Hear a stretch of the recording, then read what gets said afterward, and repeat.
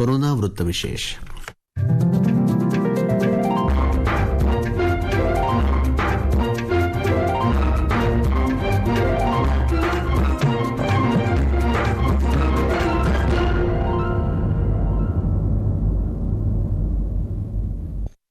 श्रोतेहो नमस्कार.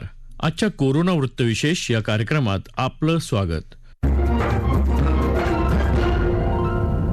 आजच्या या कोरोना वृत्तविशेषमध्ये आपण ऐकणार आहोत भारतानं कोरोना प्रतिबंधक लसीकरण मोहिमेअंतर्गत पूर्ण केलेल्या 94 कोटींचा टप्पा. त्या पार्श्वभूमीवर देशात सुरू झालेल्या लसीकरण मोहिमेची आजपर्यंतची वाटचाल, जगाच्या तुलनेत भारतानं लसीकरणात नियोजनबद्धरित्या घेतलेली आघाडी आणि महाराष्ट्रातल्या लसीकरण मोहिमेची वाटचाल यावर केलेलं विवेचन. श्रोतेहो, भारतासह संपूर्ण जग गेल्या 1.5 वर्षांहून अधिक काळापासून कोरोनारूपी संकटाचा सामना करतंय.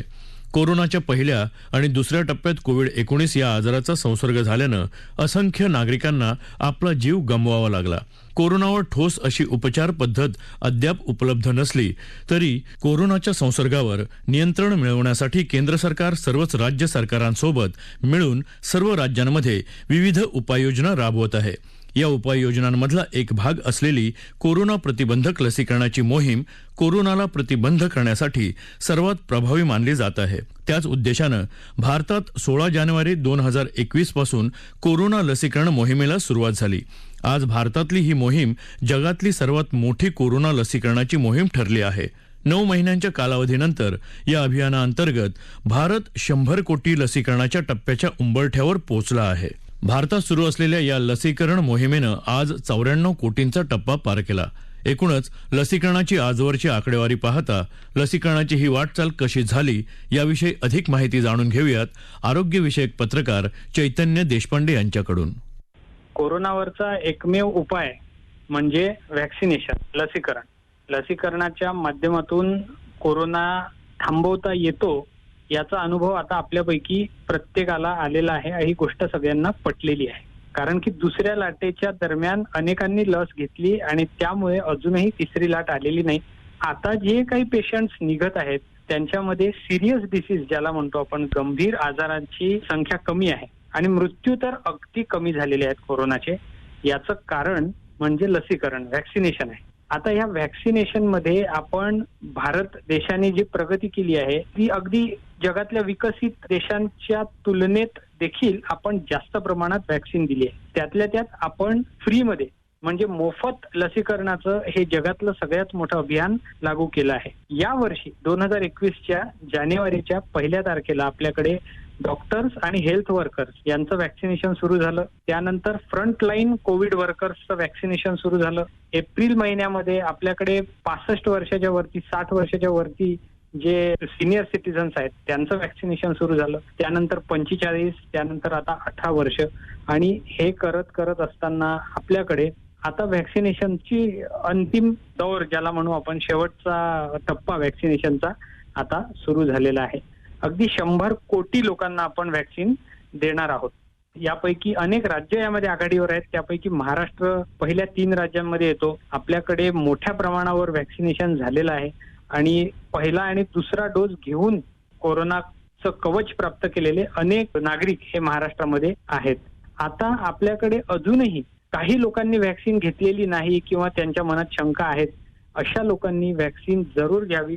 आणि जर सगळ्यांनी व्हॅक्सिन घेतली तरच कोरोनाची तिसरी लाट जी आहे त्या संभाव्य तिसऱ्या लाटीला आपण थोपवून धरू शकू. यासाठी आपल्याकडे महाराष्ट्र राज्याने नुकतंच एक अभियान लागू केलेलं आहे आणि मिशन कवच कुंडल नावाचं ते अभियान आहे. यामध्ये 8 ते 14 ऑक्टोबर दरम्यान विविध असे उपक्रम राबवून लसीकरणाचं 100% उद्दिष्ट पूर्ण करण्याचं आपल्या समोर एक चॅलेंज ठेवण्यात आलेलं आहे.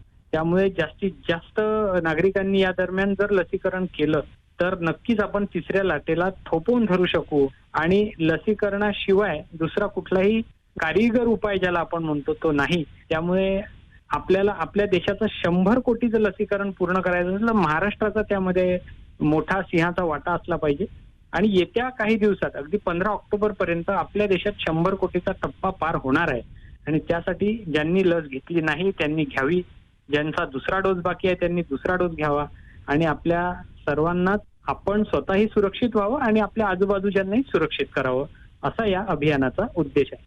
श्रोतेहो, कोरोनाच्या संसर्गाची साखळी तोडण्यासाठी जागतिक स्तरावर विविध पातळीवर प्रयत्न करण्यात येत आहेत.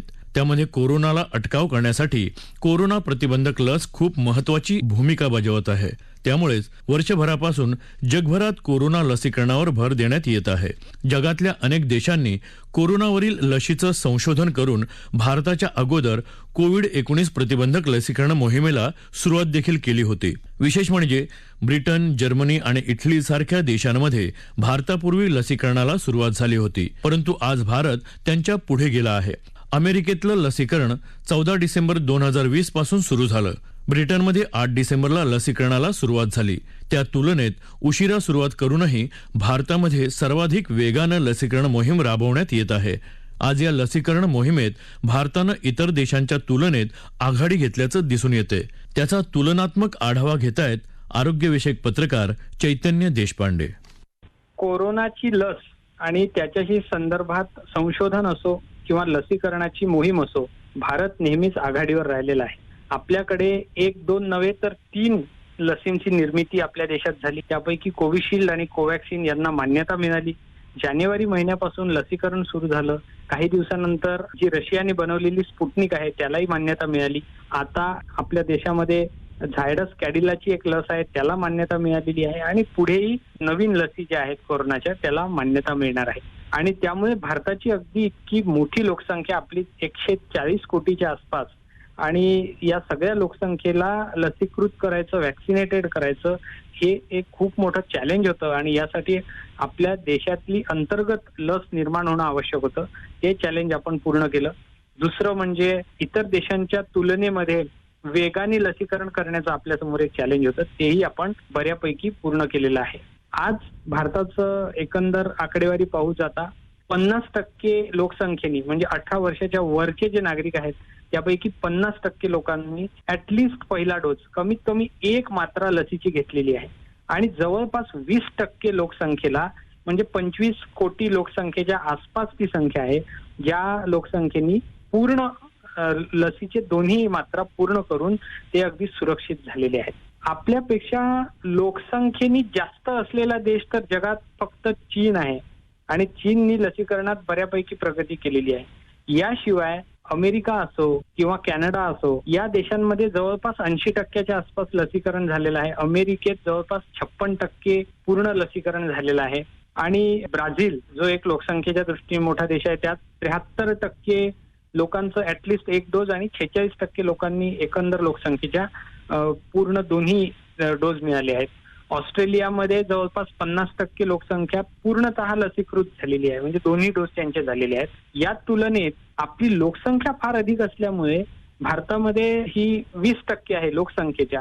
मात्र संख्या जर पाहिली तर भारतामध्ये इतक्या जास्त लोकांना, जवळपास 90 कोटीच्या वर लोकांना एक तरी आपण लस दिलेली आहे. आणि जवळपास 25 कोटीच्या जवळ आपण पोहोचलो आहे ज्यांना दोन्ही लसीचे डोस दिलेले आहेत. अर्थात इतर देशांच्या तुलनेत, लोकसंख्येच्या तुलनेत पर 100 पीपल जे त्याचं मानक आहे, त्या तुलनेत आपली लसीकरणाची अजूनही एक मोठा टप्पा आपल्याला गाठायचा आहे. आणि यासाठी नवीन लसी येतील आणि अनेक मान्यता मिळतील. पुढच्या आता आपल्याकडे लहान मुलांच्या लसींनाही मान्यता मिळणार आहे. आणि त्यामुळे आपल्याकडे मोठ्या प्रमाणावर येते 6 महिने आपल्याला लसीकरणाची मोहीम राबवायची आहे. आणि इतर देशांच्या तुलनेत अगदी आपण जर 50% पूर्ण जनतेचं लसीकरण जर केलं तर केवळ भारतच नाही तर पूर्ण जगाला आपण कोरोनापासून सुरक्षित ठेवू शकू, अशी भारताची एक लोकसंख्येच्या दृष्टीने जे जगात स्थान आहे आपलं, आणि जिकडे तिकडे भारतीय पसरलेले आहेत, त्यावरून आपण सुरक्षित तर जग सुरक्षित, हे एक धोरण जे आहे भारताने ठेवलं आहे. आणि पुढचे 6 महिने आपल्यासाठी फार महत्वाचे.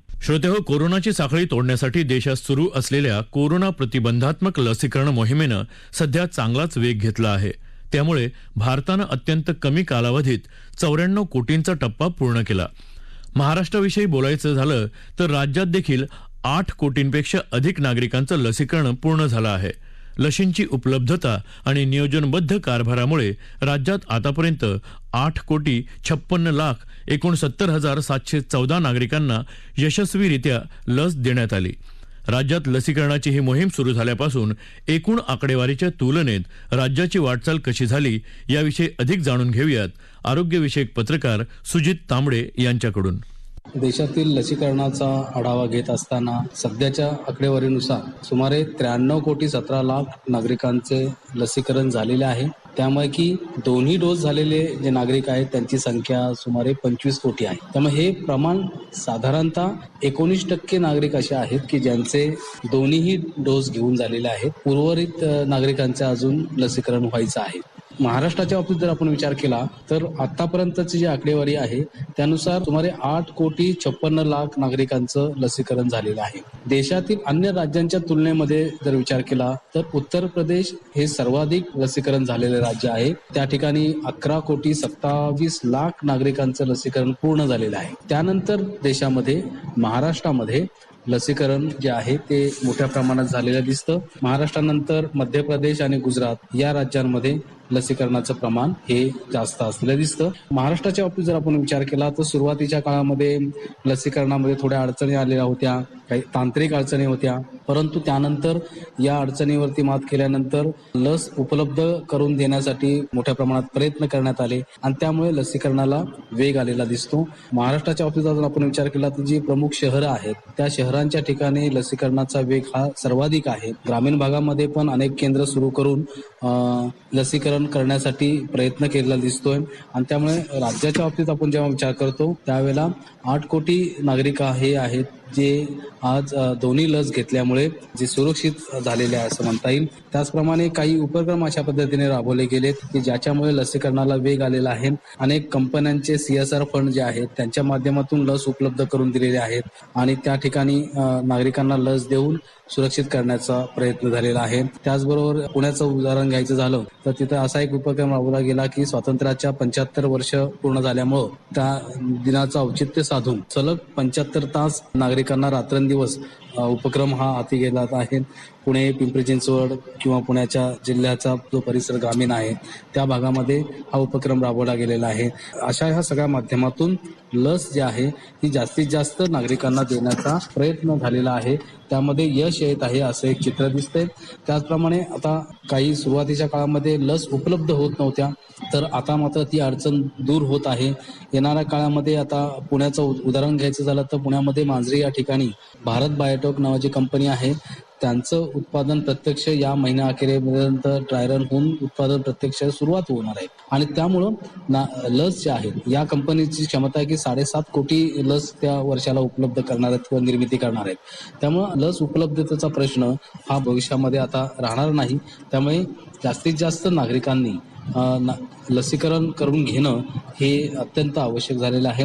एक असं निदर्शनास येत आहे की लसीकरणाचा जो वेग आहे तो शहरी भागात आणि ग्रामीण भागात दिसतोय, परंतु शहरी भागामध्ये जो झोपडपट्ट्या असणारा जो प्रदेश भाग आहे त्या भागामध्ये नागरिक लस घेत नाहीत असंही लक्षात येत आहे आणि त्यामुळं राज्य सरकारने या सगळ्या महापालिकांना सूचना दिलेल्या आहेत की त्यांनी लसीकरण या अशा प्रकारचा जो झोपडपट्टीचा परिसर आहे त्या ठिकाणी जाऊन करून घ्यायचा आहे.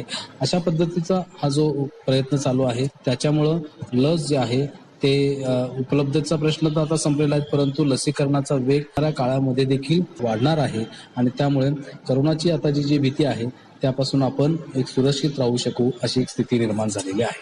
श्रोतेहो, कोरोनाचा प्रादुर्भाव सध्या कमी होत असला तरी संसर्ग झालेल्या रुग्णांची नोंद होणं अद्याप पूर्णपणे थांबलेलं नाही.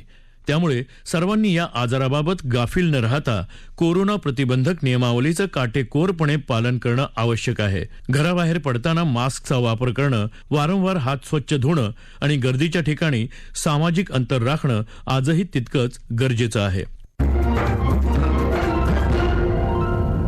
श्रोतेहो, याबरोबरच आजचा कोरोना वृत्तविशेष हा कार्यक्रम संपला. हा कार्यक्रम आकाशवाणी मुंबईच्या प्रादेशिक वृत्त विभागानं सादर केला. सादरकर्त्या सरस्वती कुवळेकर, निर्मिती सहाय्य विवेक वानखडे, लेखन आणि समन्वय रवींद्र लोखंडे आणि सोनाली मंचेकर आणि निवेदन शैलेश मोहिते.